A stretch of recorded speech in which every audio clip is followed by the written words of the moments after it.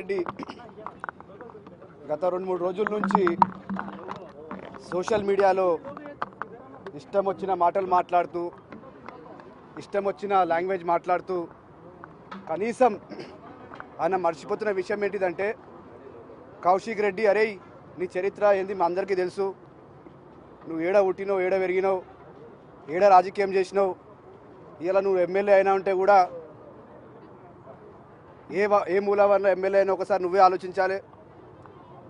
పెద్ద పెద్ద మాటలు మాట్లాడితే కాదు, ఇది ప్రజల పాలన, ప్రజలకు అందుబాటులో ఉండే పాలన, ప్రజలకు న్యాయం చేయాలని మా పాలన నడుస్తుంటే నువ్వు కానీ నీ చెంచగాలు కానీ నీ వెనుక ఎవరైతే డబ్బులు పెడుతున్నారో వాళ్ళందరూ కూడా నిన్ను పంపు చేస్తున్నారు.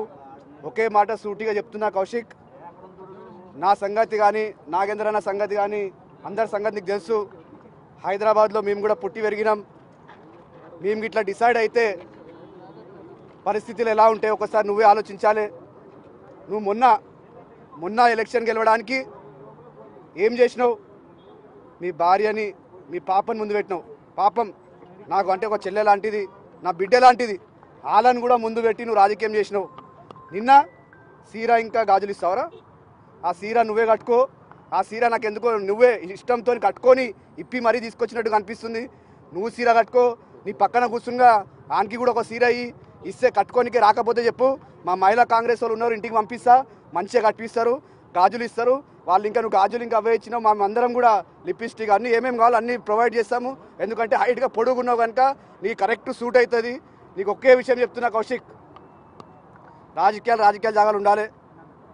రాజకీయాలలో గీత దాటి మాట్లాడితే ఎవరు కూడా సైన్స్ ఊకోరు. అందరి దగ్గర కూడా అందరం కూడా అంటే పబ్లిక్ లైఫ్లో ఉన్నాం. ఎవరైనా ట్రిగర్ అయిందంటే నువ్వు ఎక్కడుంటో ఒకసారి ఆలోచించాలని కూడా కౌశిక్ రెడ్డికి నేను హెచ్చరిస్తున్నా. ఎందుకంటే కౌశిక్ రెడ్డి వ్యక్తిగతంగా చాలా సంవత్సరాల నుంచి కూడా తెలుసు.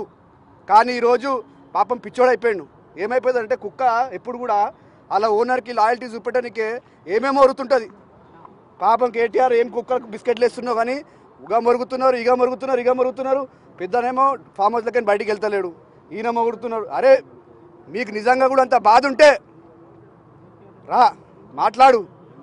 అంతేగాని నీ ఇష్టం వచ్చిన మాట్లాడి నీ వెనక చెంచగాళ్ళు ఉన్నారు, ఎవరైతే ఇన్వెస్ట్మెంట్ చేస్తున్నారో నీ గురించి, ఎవరైతే అరే చెయ్యి కౌశిక్ మేమందరం నీకు ఉన్నాంటో ఒక్కసారి హైదరాబాద్ నగరంలో నిజంగా కూడా మేము డిసైడ్ చేసి కన్నెర్రగా చేసినామంటే నీ పరిస్థితి ఏమవుతుందో ఒకసారి ఆలోచించాలని కూడా కౌశిక్ రెడ్డికి హెచ్చరిస్తున్నా.